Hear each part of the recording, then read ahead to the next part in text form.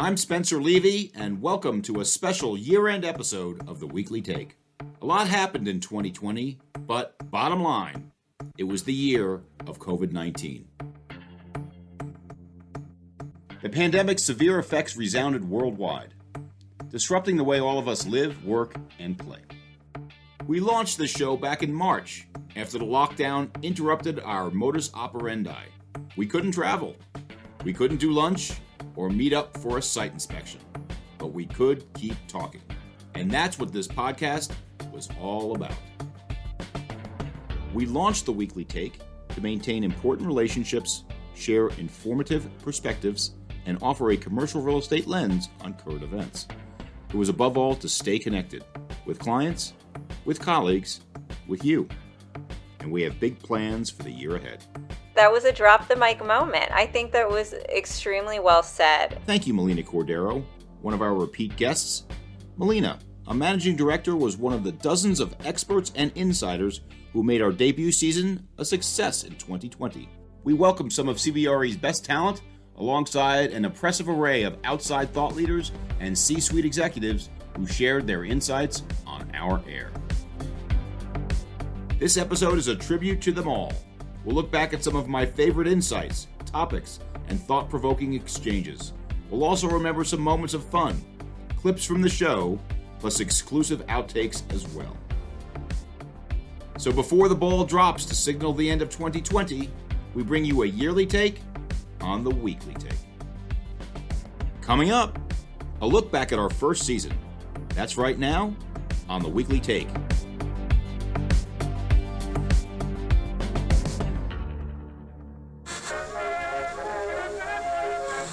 This is the Weekly Take, and I'm delighted to be joined by Dan Jurgen, the Pulitzer Prize-winning author of 3 books. I'm delighted to be joined by 2 friends, Ralph Rosenberg, the global head of real estate for KKR, and Chris Ludeman, the global head of capital markets for CBRE. That's Joey Agree, CEO of Agree Realty, and Victor Coleman. Thanks for joining us on the show.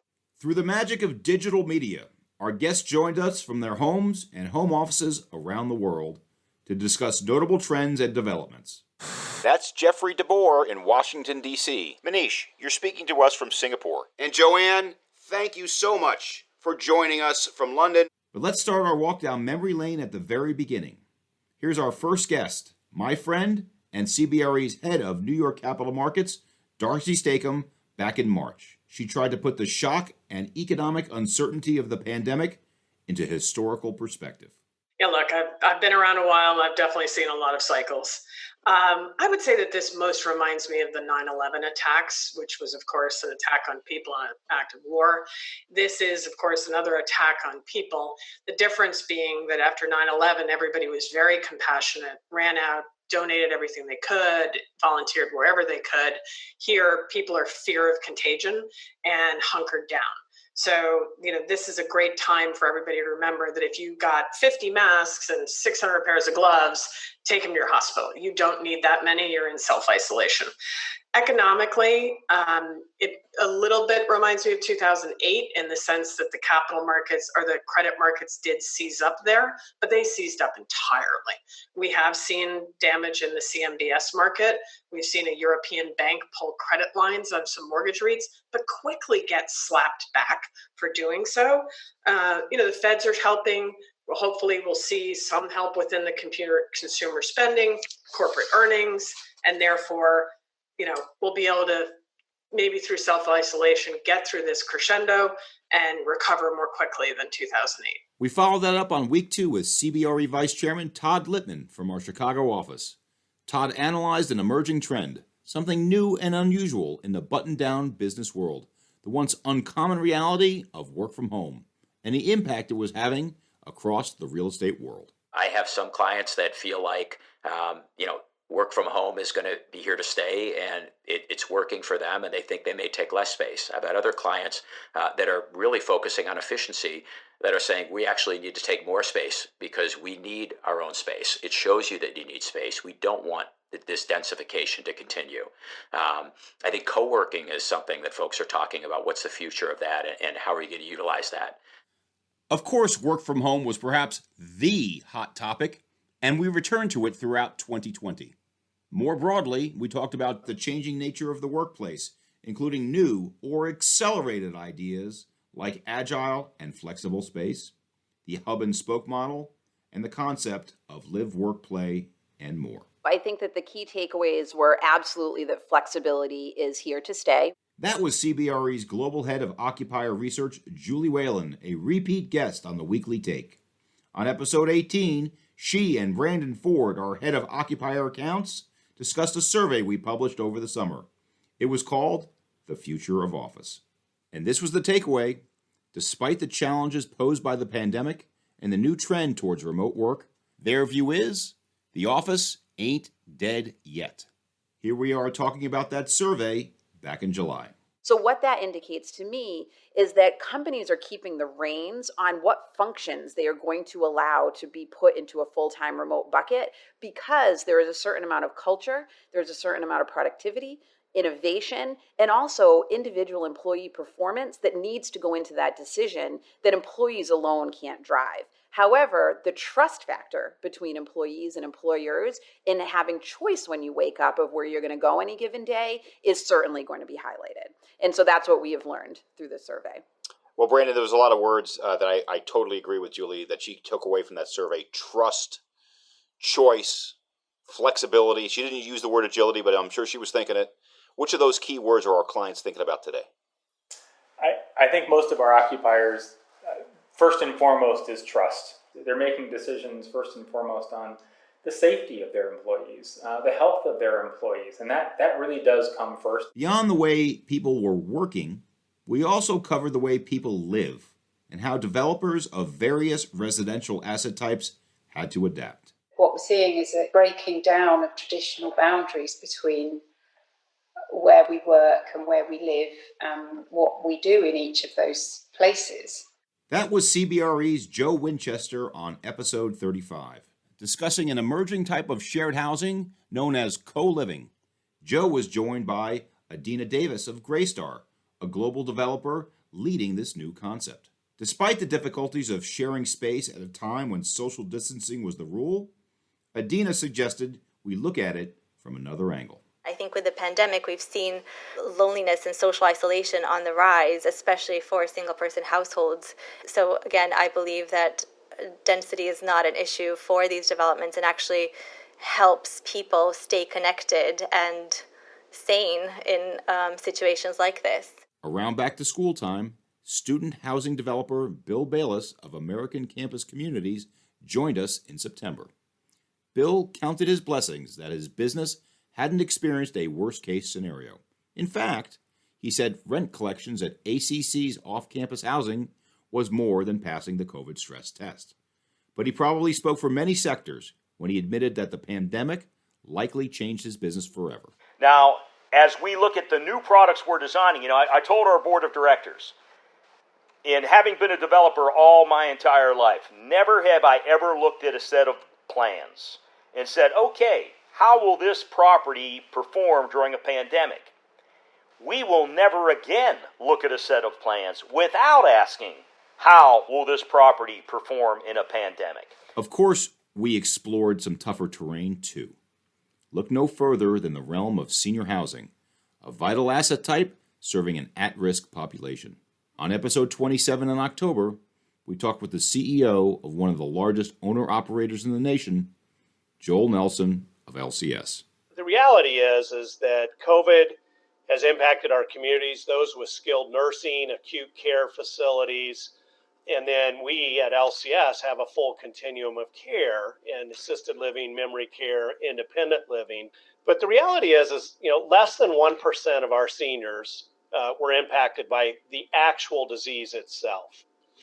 And as you look at that, where the efforts and the disruption has come is all of the things we've had to do to reinvent ourselves and mobilize and create the safe environments for both our employees and our residents. And that's started from the very beginning, really in the first phase, where we've really had to take people out of the fear mode. How dangerous is it? And we've treated it as absolutely dangerous with the age cohort that we serve. So it's really required in every function across our communities, we've had to adapt and pivot and add additional protocols to our service to seniors. Managing fears of the unknown, promoting safety and wellness, reinvention. Those themes were all over our air as companies coped with new challenges. Some were much bigger than others. Leaders from the restaurant, retail, and hotel sectors stepped up to the mic to share their stories. And make no mistake, no businesses were hurt more than those that rely on the in-person experiences like these. Alex Smith of Atlas Restaurants and CBRE Senior VP Jessica Curtis offered some interesting insights into how innovation and tech were going to help remake their industry. Here they are on episode 8, back in May. I think there are a lot of positives to come out of it. One is on the tech side. I think that this crisis has actually kind of pushed forward an issue that needed to be resolved for years, but that was a costly change that most restaurants resisted, which was contactless payment. We see it in Europe. It's finally going to be here in the US as a result of this. I think you're going to see a lot more tech in restaurants. What has excited me the most is the innovation that I've seen from restaurant operators, whether they're local or larger restaurant groups. I think she's right in the fact that innovation is a huge positive. Restaurants are going to come up with different ways to create revenue for themselves. And the other positives are when they do come back in that there's going to be a whole different set of standards for sanitation and cleanliness. Not that we weren't, above and beyond before, but now it's like a whole different level. Others also look for silver linings. In a conversation in July, Host Hotel CEO Jim Rizzolio joined me and Bob Webster, Vice Chairman and leader of CBRE Hotels Institutional Group. Part of our discussion delved into the massive losses the industry faced, likely tens of thousands of rooms sector-wide. And yet, as you'll hear in this exchange, Jim's pragmatism came with optimism about the future. How much are you and Host on offense today, saying this is a great opportunity for us to expand? We think clearly you're going to see a lot of opportunities coming out of this. Probably meaningfully more than we saw coming out of 2008, 2009.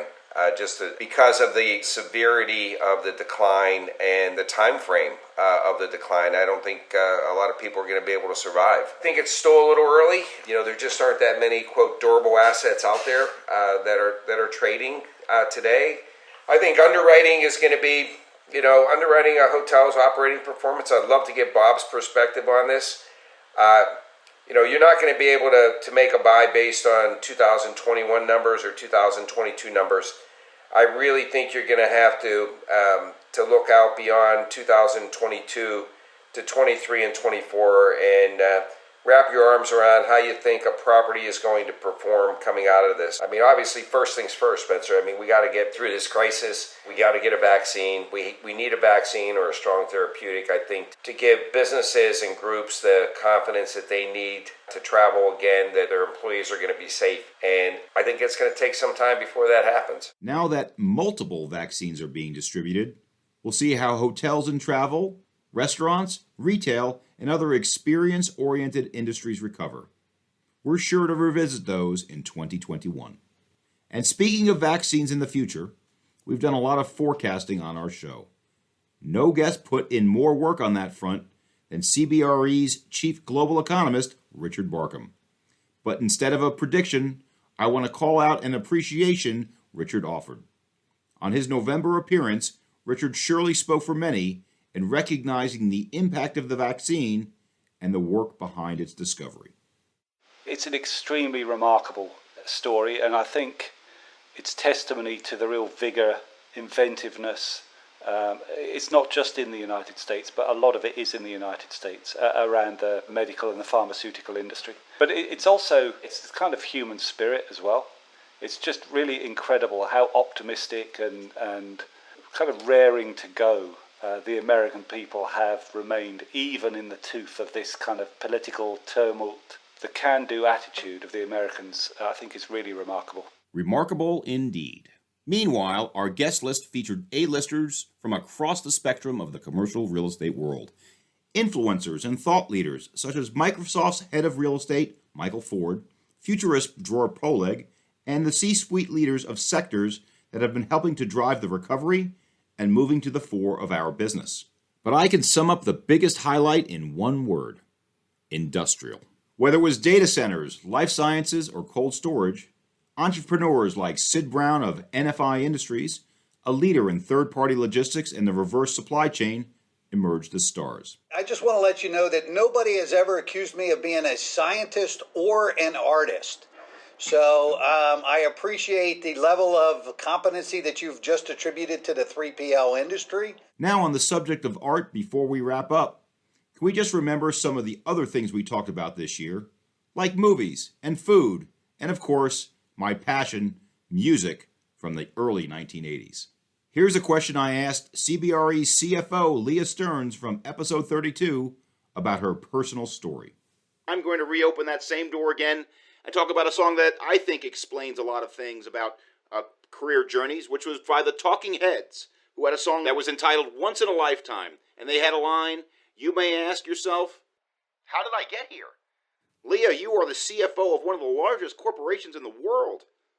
How'd you get here? Reflecting on my professional journey, it's really been a fast-paced and ultimately exhilarating experience. How did we get here indeed? And there's more, like this deep cut from episode 15 that my producers left on the cutting room floor. The topic was government policy with Jeff DeBoer of the Real Estate Roundtable and CBRE's Brian Stoffers, who also chairs the Mortgage Bankers Association. Naturally, in this exclusive outtake, we steered into a public transportation theme. Well, Jeff, let me try to sum up your comment in song. I know I'm not going to sing it, but I was thinking about Joni Mitchell's song, Big Yellow Taxi. You don't know what you got till it's gone. And I think that a lot of people think that way with respect to the office. You don't know what you got till it's gone. And they realize just how valuable the office environment is. And now I probably owe Ms. Mitchell some royalties for that comment. Now it's been going through my head all night long. Did he actually say all night long without referencing Lionel Richie? Well, I don't often miss such opportunities. And sometimes my guests play right along. On episode 32, CBRE's Chief Diversity Officer, Tim Disman, threw down a classic during a discussion of diversity initiatives and ESG capital. I do agree. And you might have heard of the song by John Lennon, Give Peace a Chance. Well, in this instance, I'm saying let's give ESG a chance. Well, to borrow from Tim and John Lennon, thanks for giving us a chance. Thank you for listening to us wax on about real estate throughout 2020. And the Weekly Take may have been the greatest highlight of what may have been the most challenging years of any of our lives. But to make the Weekly Take possible, it is on the shoulders of many of the great professionals, both inside and out of CBRE, who don't get known every week when the show comes out on air. And here is a list of the people who made it possible. The Weekly Take is produced for CBRE by Foglight Entertainment, with episodes written and produced by Evan Canoe and produced by Greg Backer. Shows are edited and mixed by Travis Stewart, with additional editing by Jason Zucker. The theme song is by John Vieira and Mickey Drums. For CBRE, we have senior producers Brian Reed and Bradley Werner, along with supervising producer Teresa Basso. Our activation and marketing crew is Ray Coley, Willie Kelly, and Zach McIntyre. All led by executive producers Jen Morgan, Benji Baer, Richard Barkham, and Julie Whalen. And supported by our great teams in research, Corp Comms, especially Steve Ayako, as well as digital and design. Thanks to all who help make the show what it is and get it out to the world every week. We'll be back in January to drop the needle on a new year of episodes, with deep dives into topics from self-storage to medical office, to ESG capital, to the future of work, and a whole lot more. For more on our show and what's to come, check out cbre.com/theweeklytake. Let us know what you thought of our first season and what you might like us to cover in the new year. And if you like the pop culture we covered in that last section, we've also posted a special Weekly Take playlist on our Spotify page. Music selections inspired by our first season. So here's to a happy 2021, everyone. Be smart, be safe, be well.